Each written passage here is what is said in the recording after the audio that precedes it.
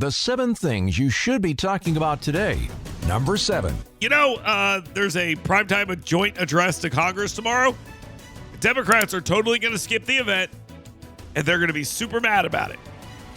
Chris Murphy, a United States Senator from Connecticut, said it's a MAGA pep rally. He's going to be joining a Move On counter event. While the March 4th for Democracy protest is targeting the speech day. Okay. Alabama Democrats, they like filibustering, but not our friends in D.C. No. They're very upset. But when it comes time to offering up an opposition, they're going to put Elisa Slotnick up. Now, Elisa Slotnick is going to be up there, Democrat from Michigan, a senator. She's supposed to be one of the moderate voices. You'll notice they're not bringing one of the radicals out. Why do you think that is? Oh, because they know that their message is unpopular. Number 6. Gambling is hardly dead in the Alabama legislative session.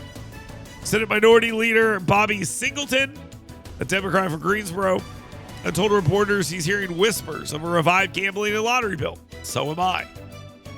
This potentially includes sports wagering, a lottery, class 2 or 3 gambling, concepts that he could support. Well, yeah, because they support all types of gambling.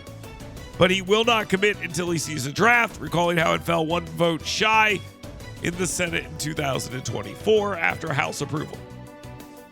State Senator Greg Albrecht of the Porch Creek Indians, also of Atmore, tempered optimism, saying that the Senate support remains stagnant.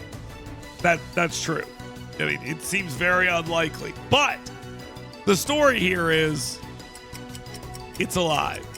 It's alive right now. Number 5. State Representative Ben Robbins of Sylacauga. The Republican represents that district that had a big influx in refugees. Yeah, well, he's got a bill that could stop some of the illegal immigration stuff that is done in this state using these little labor brokers who pop up, don't check IDs and e-verify correctly, and pretend that they do, thus allowing big employers to hire illegal immigrants. Well, yeah, there's an effort right now to crack down on that. This bill would do just that. And he says, we're done with this. We're going to track these workers. We're going to stop the unearned benefits. We're going to recover misspent state funds from sponsors with the help of the Attorney General. All of this is great. Put up as many barriers to illegal employment as possible.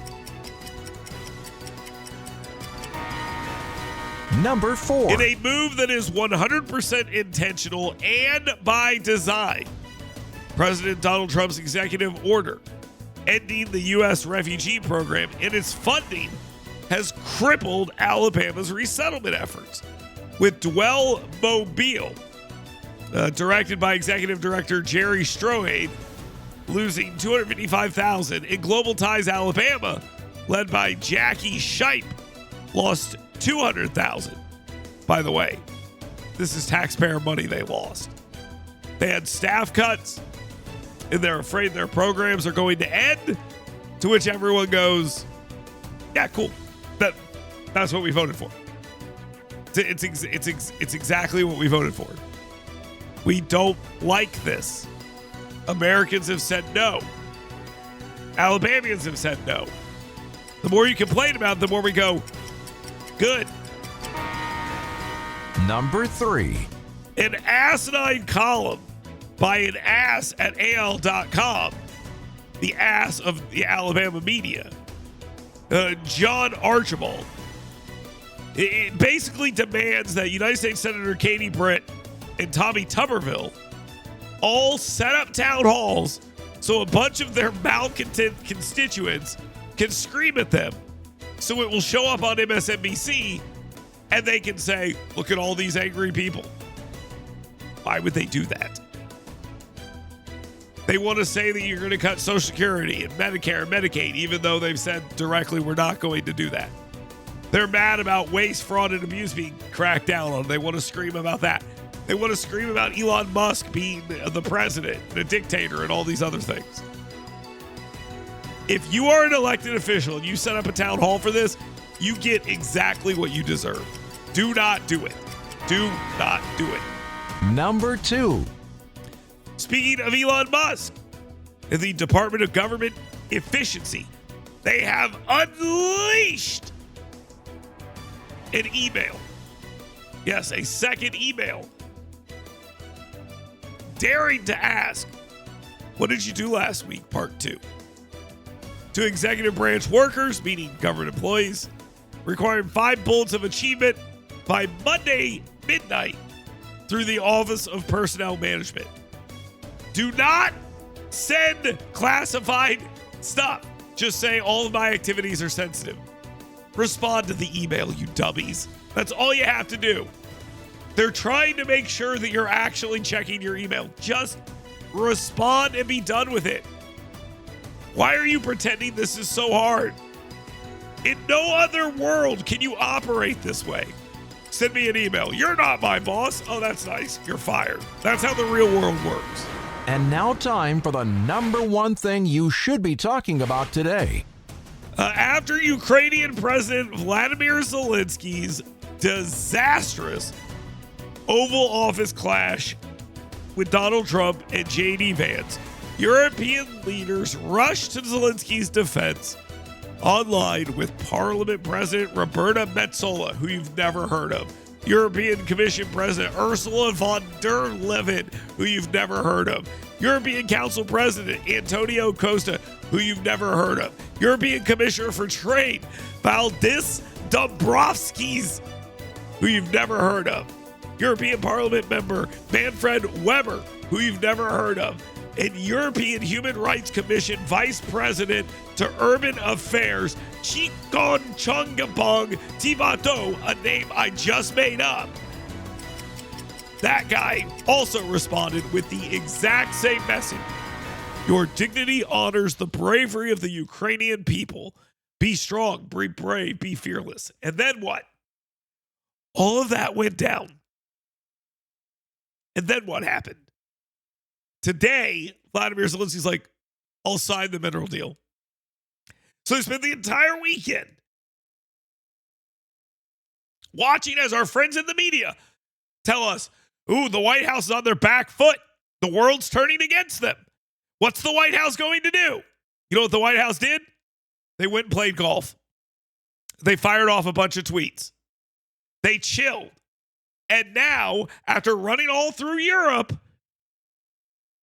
Vladimir Zelensky is coming back and saying, can I have some more, sir? And maybe we'll let him. The UK's premier, Keir Starmer, said, yeah, we'll help you, but we still need the Americans on board. It's just ridiculous. All of this is so stupid. But here we are, once again, watching the media and their Democrats pretend that Donald Trump has muffed this entire thing, where the end result is going to be exactly the same. Everyone in the world is going to scream and yell about what Donald Trump did, and then he's going to get exactly what he wants. That's how this works every single time. They've learned nothing. And congratulations to them. And yes, I completely made up that last name. I don't know if you guys knew that or not. But I did. Because it's ridiculous. They all sent out the exact same message praising this guy, knowing damn well after they got all their positive press, we'd be right back in the exact same situation. Bunch of dumb nonsense, and we all know it. So my question remains, I'll continue getting some of those answers in here. What exactly is the best positive outcome for Ukraine at this point? And I want to hear from Ukraine superfans, Zelensky superfans, the head of urban development for the EU superfans. I want to hear from those people. Tell me exactly what Ukraine and Vladimir Zelensky's best outcome is.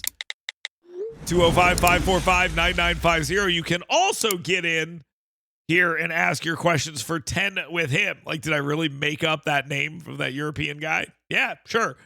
Did I get Keir Starmer's job wrong? Yes, but who cares? He's like some UK guy. They don't matter. It's America.